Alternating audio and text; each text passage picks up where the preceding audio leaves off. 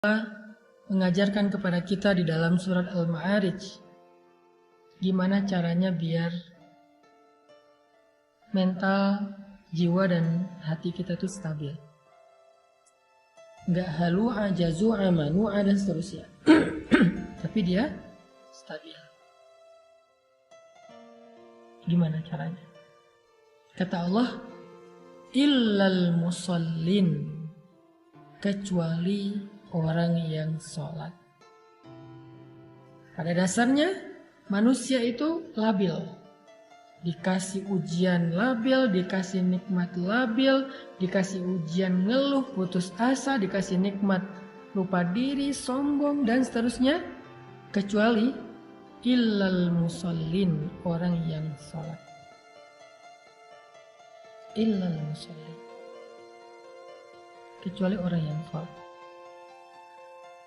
Sehingga bagi orang yang beriman, sholat itu adalah rahatul qalb, rahatun nafs. Sholat itu adalah rehatnya hati, rehatnya jiwa. Ketika jiwa dan hati kita merasa lelah dan capek, maka sholat adalah istirahatnya. Ketika Nabi capek dengan omongan orang-orang yang membenci beliau, capek dengan fitnah, capek dengan caci makian dari orang-orang kafir Quraisy saat beliau berdakwah, seharian beliau lelah. Sampai di rumah beliau ketiduran karena capek, maka Allah membangunkan Nabi. Nabi tidur untuk istirahat fisik, istirahat badan. Beliau tidur. Karena kalau badan kita udah capek, kita tidur. Itu istirahat badan, istirahat zahir, fisik.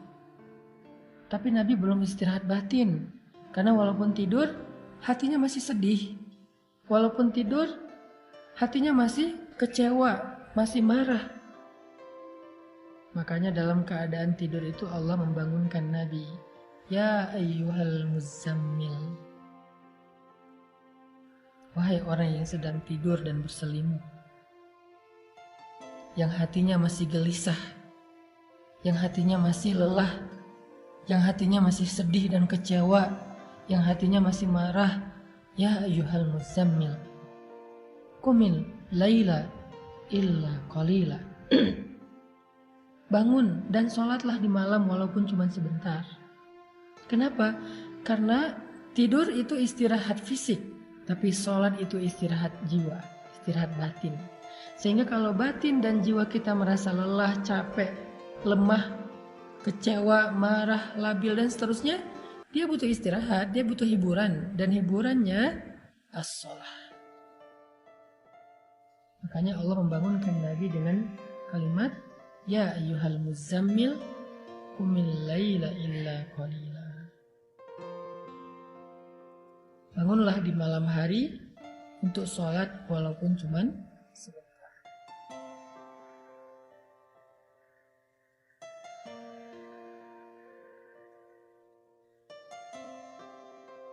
Ini bukan lagi bahas surat Al-Muzammil, lagi bahas surat Al-Ma'arij, tetapi dikaitkan dengan surat Al-Muzammil. Karena setiap surat itu saling terkait. Di surat Al-Ma'arij Allah bilang, obat jiwa itu adalah illal musallin, kecuali orang yang sholat.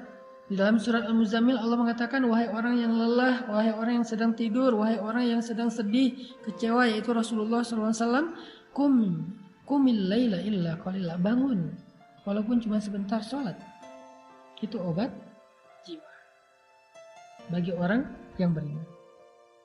Dan Nabi SAW bersabda, ketika Nabi dalam keadaan sedang lelah jiwanya, lelah hatinya, lelah perasaannya dengan semua omongan-omongan orang Yahudi dan orang munafik di kota Madinah, maka Nabi SAW menyuruh Bilal untuk azan agar beliau dan sahabat bisa sholat untuk bisa mengistirahatkan hati yang lelah. Apa kata-kata Nabi?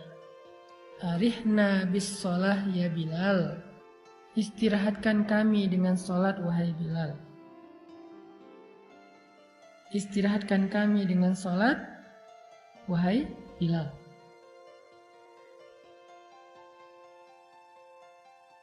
Nabi nggak mengatakan wahai Bilal azan, enggak. Nabi bilang istirahatkan kami dengan sholat wahai Bilal. Maksudnya apa? Jiwa kami capek, hati kami lelah, perasaan kami terganggu, mental kami sedang lemah. Maka istirahatkanlah jiwa, mental, perasaan dan hati kami wahai Bilal dengan sholat azan maksudnya. Dan Bilal faham, sehingga akhirnya Bilal wudhu langsung Allahu Akbar, Allahu Akbar, azan. Hayya 'alas shalah.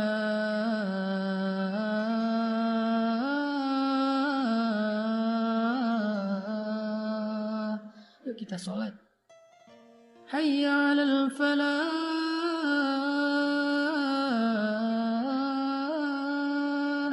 Yuk kita memperoleh kemenangan, kebahagiaan, keberuntungan. Jadi bagi orang yang beriman, sholat itu adalah istirahat.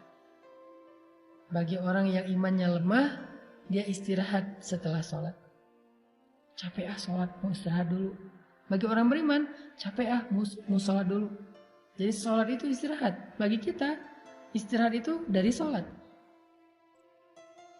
Capek sholat, istirahat. Orang yang beriman, kalau capek, sholat. Jadi di tempat kerja, di kampus, di sekolah, ketika break, itu tuh isoma itu bukan sekedar aktivitas biasa. Istirahat, sholat, makan ya. Sholat itu istirahatnya. Jadi begitu dia break, keluar kelas, keluar dari ruang kuliah, keluar dari ruang kerja, yang pertama dia lakukan adalah wudhu, sholat 2 rakaat. Sholat duha, sholat mutlak, sholat zuhur, mau sholat wajib, mau sholat sunnah muqayyad, sholat sunnah mutlak, pokoknya sholat, apapun nama varian sholatnya. Tapi bagi dia, sholat itu istirahat. Pertanyaannya, gimana cara menjadikan sholat itu sebagai istirahat? Kok selama ini kita malah istirahat setelah sholat, bukan sholat untuk istirahat? Gimana caranya? Kata Allah, alladzina hum fi sholatihim daimun. Alladzina hum ala sholatihim daimun. Orang yang sholatnya dawam. Kalau kita pengen mengupgrade sholat kita dari sekedar ritual, kewajiban, gerakan, sampai menjadi sebuah kontemplasi, meditasi, dalam tanda petik, rehat jiwa, rehat ketenangan batin. Caranya gimana? Daimun. Sholat itu jangan sekali-kali. Jangan sesekali.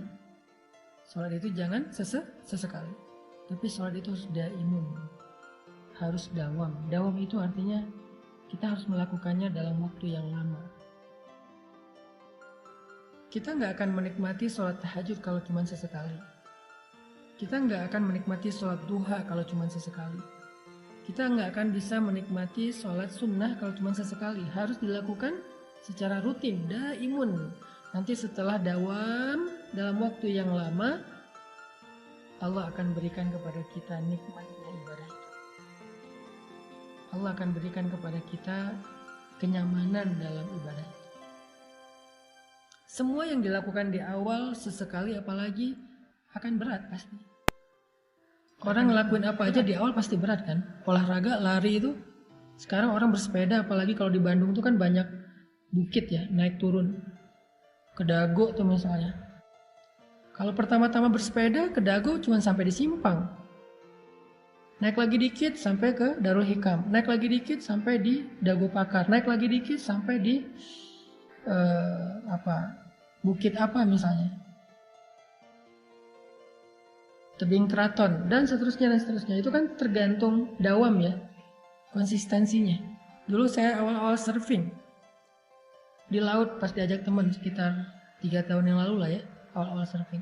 Itu pedal, wah rasanya ini tuh nggak bisa digerakin, bengkak semua. Jadi ototnya kaget kan. pedal. Apalagi kalau udah surfingnya ombaknya pas lagi gede, pasang pula. Kita ngelawan ombak pas awal-awal jalan ke poin, itu tuh berat banget. Kita udah pedal sekuat tenaga tapi kayak belum jalan gitu, masih di situ-situ aja. Tiba-tiba datang ombak gede, kita harus lari. Kalau nggak lari kita akan di smackdown sama ombak yang udah 2 meter, 3 meter. Itu rasanya berat semua. Tapi begitu udah dawam, berapa kali, terus jangan sampai nunggu ototnya lupa. Kan dia punya otot memori kan. Kalau udah lupa nanti mulai dari awal lagi. Udah nyaman, pedal tuh enak. Lari dari ombak itu udah santai, nggak panik lagi. Pertama-tama panik sampai takbir Allahu Akbar lari. Sekarang udah setelah lama beberapa kali berlatih udah lebih nyaman. Sekarang udah lama nggak ke laut, kayaknya ini udah mulai dari awal lagi nih. Kalau sekarang ke laut, main skate juga kayak gitu. Naik skate tuh berdiri doang susah, apalagi jalan, apalagi drop in, apalagi sampai belok-belok segala macam. Naik motor awalnya kok nggak enak banget ya naik motor. Kalau udah bisa nyaman. Naik mobil kok nggak enak banget ya, susah banget ngukur yang kanan kiri segala macam. Kalau udah dapat feel-nya, sebetulnya lebih enak pakai feel daripada pakai teknologi sensor. Saya sendiri kalau nyetir seringnya pas mundur tuh sensornya udah tit, tapi saya masih mundur sedikit lagi karena pas parkir tuh dimentokin biar bisa tutup gerbang misalnya. Feel kita lebih kuat daripada sensor teknologi. Tapi setelah dawam, begitulah dengan awal-awal tahajud itu pasti nggak enak, ingin ngantuk sendiri, pening. Duha juga gitu, walaupun lebih ringan dari tahajud. Salat wajib juga kayak gitu, ke masjid juga kayak gitu, subuh apalagi. Kalau mau menikmatinya menjadi rehat, kita harus sabar melakukannya dalam waktu yang lama. Jangan menyerah dulu, karena begitu kita menyerah, nanti kita akan memulai dari awal lagi kalau kita mencoba. Intinya daimun, harus dawam, nggak boleh cuma sesekali. Mau menikmati sholat, caranya nggak bisa sesekali, harus dawam. Mau menikmati perjalanan, nggak bisa sesekali. Kita kalau jarang melakukan perjalanan tuh gampang mabuk, gampang capek, nggak betah lama-lama di kendaraan. Tapi kalau udah sering traveling, touring, apalagi off-road, itu kalau nggak biasa pasti capek banget off-road itu. Apalagi kalau ketinggalan rombongan sendiri tengah malam di dalam hutan kan ngeri tuh. Banyak kejadian kayak gitu. Teman saya juga pernah, saudara saya juga pernah ketinggalan karena motornya bermasalah. Terus dia di urutan terakhir di belakang banget, teman-temannya udah jalan duluan, dia ketinggalan, teman-temannya nggak tahu. Akhirnya dia bermalam di hutan, pas motornya udah nyala sekitar jam 12 malam, dan dia nggak tahu jalan, muter-muter di hutan tuh ngeri banget. Tapi buat dia itu enjoy. Saya ngedengar ceritanya aja horor, tapi dia bilang dia bisa kayak nggak panik dan menikmati tuh. Sampai akhirnya dia ketemu jalan, terus sampai ke pos. Ya mungkin menjelang subuh lah dia baru sampai ke pos. Teman-temannya udah pada nunggu di sana gitu. Coba kalau kita yang belum berpengalaman, baru sesekali doang touring dan off-road, wah mungkin nangis nggak kemana-mana, sambil nangis aja duduk di situ. Terus ada yang nyamperin, malah makin horor kan ya. Itu kalau kita nggak berpengalaman. Apapun kalau dilakukannya belum dawam, nggak akan dapat rasa nikmatnya. Harus dawam. Begitu juga dengan sholat. Maka Allah mengatakan alladzina hum ala sholatihim daimun. Orang yang sholatnya dawam. Orang yang sholatnya terus menerus. Jangan menyerah. Jangan berhenti untuk melakukan ibadah sholat, walaupun awalnya sholat itu berat. Jadi malam ini solusinya satu dulu. Kalau kita pengen jiwa kita rehat, stabil, bisa refresh, Caranya adalah dengan belajar menikmati bacaannya. Idealnya sih kita hafal surat-surat yang lebih banyak supaya ayatnya nggak itu-itu aja. Karena gimana-gimana juga kita gampang bosen kan. Ayatnya nggak membosankan, tapi jiwa kita yang gampang bosen. Jadi kita butuh variatif ayat yang lain, surat yang lain.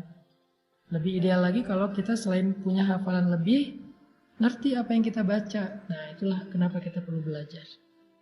Surat Ad-Duha yang udah kita bahas di awal-awal live dulu. Hafal surat Ad-Duha, setelah itu pahami maknanya supaya pas teman-teman sholat duha udah bisa menikmati. Jadi rehat sholatnya. Surat Al-Insyirah, surat Al-Asr, surat Al-Anfal yang awal, surat Al-Ahzab kisah Nabi Musa, surat Yusuf kisah Nabi Yusuf.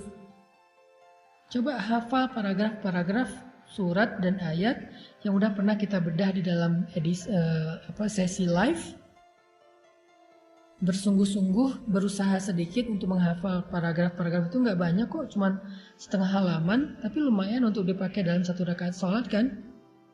Jadi sholat kita itu kaya dengan ayat-ayat yang berbeda dan kita bisa menikmatinya. Kalau kulhu lagi atau trikul lagi ya kita sendiri juga gampang bosan. Nikmati ayat yang dibaca. Nikmati doa-doa yang dibaca. Kalau perlu, fahami fadilah dari doa yang dibaca di dalam sholat. Apa sih keutamaannya membaca doa itu? Kalau teman-teman tahu keutamaan membaca doa i'tidal itu bangun dari ruku. Rabbana lakal hamdu hamdan katsiran thayyiban mubarakan fih. Kalau teman-teman tahu fadilah dari membaca doa itu, kita akan menikmati ruku kita, i'tidal kita. Jadi i'tidal itu nggak buru-buru bangun dari ruku langsung sujud, enggak. Kita nikmati i'tidal. Jadi rehat i'tidalnya, tumakninah. Kenapa? Karena kita tahu keutamaan dari membaca doa i'tidal tersebut. Apa kata Nabi tentang doa itu? Siapa yang bangkit dari rukunya dalam keadaan i'tidal. I'tidal itu artinya berdiri secara lurus.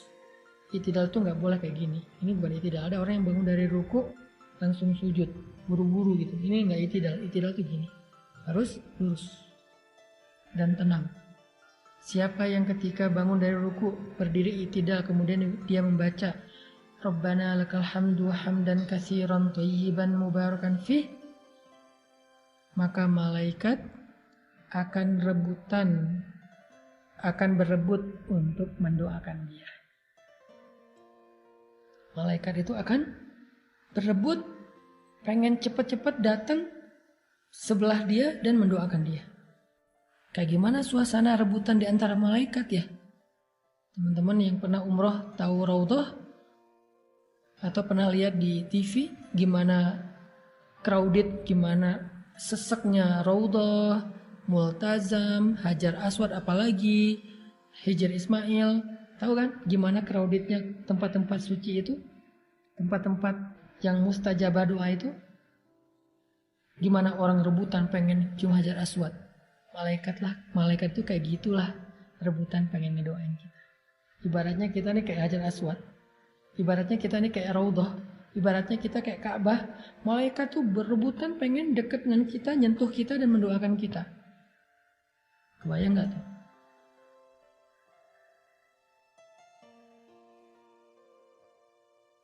Doa harian doa.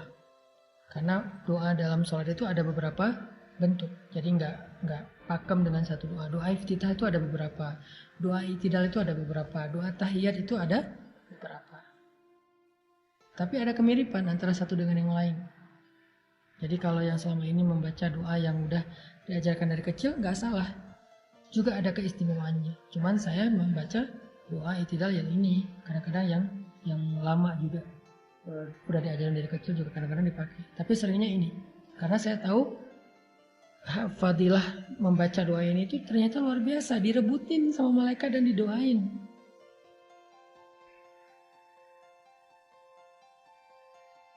Itulah teman-teman solusi dari surat Al-Ma'arij kalau kita pengen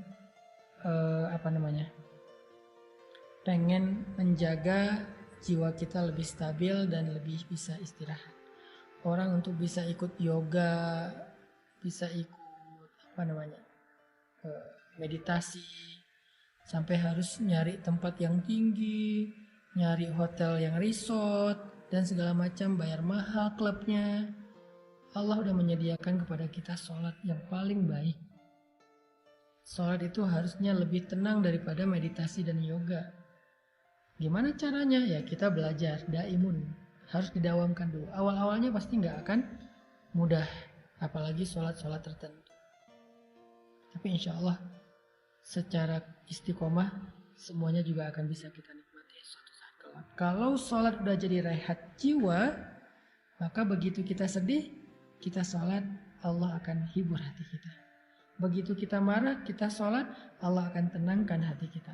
Begitu kita kecewa, kita sholat, Allah akan kuatkan hati kita.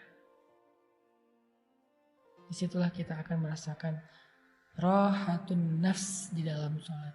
Ternyata sholat itu adalah nikmat bagi jiwa kita.